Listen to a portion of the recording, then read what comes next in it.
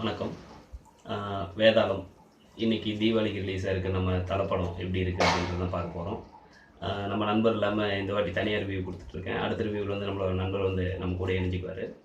So இப்போ வேதாளத்தை பற்றி பார்க்கலாம்.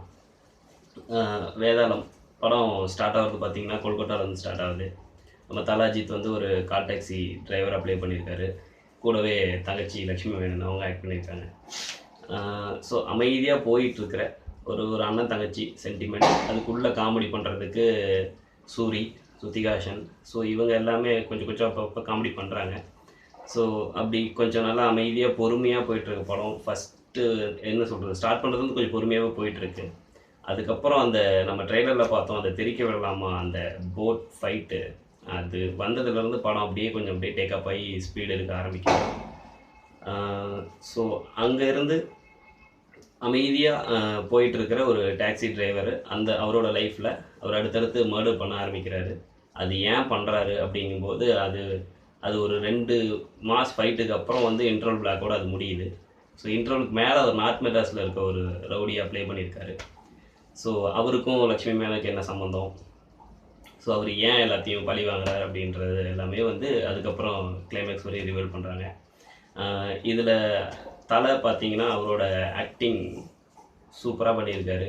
ஸோ சின்ன சின்ன எக்ஸ்பிரஷன்ஸு ஃபஸ்ட் ஆஃப் ஃபுல்லாகவே கொஞ்சம் காமெடி பண்ணுறாரு. அதுக்கப்புறம் அந்த போட் ஃபைட்டில் அவர் அப்படியே அந்த ஒரு ட்ரான்ஸ்ஃபர்மேஷன் ஆகிற அந்த சீன் செம மாஸ்.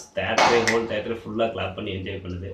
ஸோ ரொம்ப நல்லா இருந்தது. அவரோட மசில்லாம் பயங்கரமாக ஏற்றி வச்சு அவர் ஃபைட் பண்ணுற அந்த விதம் வெறித்தனமான ஒரு ஃபைட் அப்படின்ற மாதிரி இருக்குது அந்த ஃபைட்டு.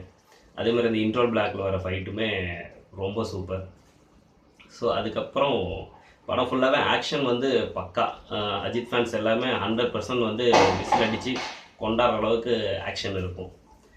ஸோ இன்னொன்று என்னென்னா, நம்ம அஜித் சாருக்கு ரொம்ப நாள் அந்த தங்கச்சி சென்டிமெண்ட் படம்ன்றது பெருசாக எதுவும் கிளிக் ஆகாமல் இருந்தது. இது வந்து அவரோட கேரியரில் வந்து ஒரு அண்ணன் தங்கச்சி சென்டிமெண்ட் அப்படிங்கிறதுல வந்து ரொம்ப அப்படியே ஃபுல்ஃபில்லான ஒரு சப்ஜெக்ட். அவருக்கு ரொம்ப வந்து சூப்பராக இருந்தது.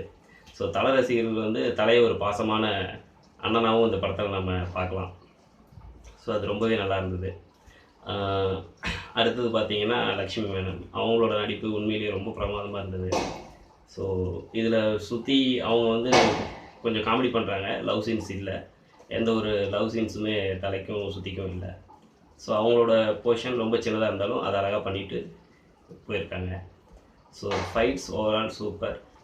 இன்னொன்று ஓவரால் படம் ஃபுல்லாகவே தங்கச்சி சென்டிமெண்ட் அதை பேஸ் பண்ணியே போகிறதுனால இதில் இன்னொரு நல்ல விஷயம், ஒரு நல்ல மெசேஜாகவே சிவா சார் சொல்லியிருக்கிறது என்னென்னா, இந்த பெண்களுக்கு எதிரான அந்த ஒரு வன்முறைகள் அந்த மாதிரி விஷயங்களை வந்து ஒரு பெரிய ஹீரோ மூலியமாக வந்து ஒரு மெசேஜ் மாதிரி சொல்கிறதுக்கு வச்சுருக்காரு.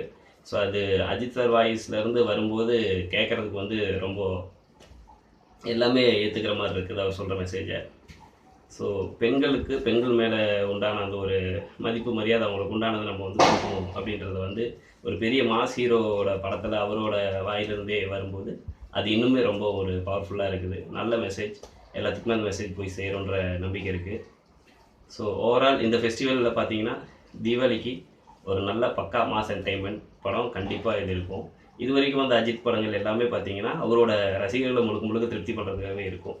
பட் இந்த படம் அண்ணன் தங்கச்சி சென்டிமெண்ட் ப்ளஸ் காமெடி ஆக்ஷன் இன்னும் பவர் பேக்டாக இருக்கிறதுனால ஓவரால் உங்களுக்கு ஃபேமிலி ஆடியன்ஸையும் சேர்த்து பெண்களை ரொம்பவுமே கவரக்கூடிய வகையில் இந்த படம் எடுத்திருக்காங்க. ஸோ படம் ரொம்ப நல்லாயிருக்கு. நான் மறுபடியும் அடுத்த ரிவ்யூவில் வந்து உங்களை சந்திக்கிறேன். வணக்கம்.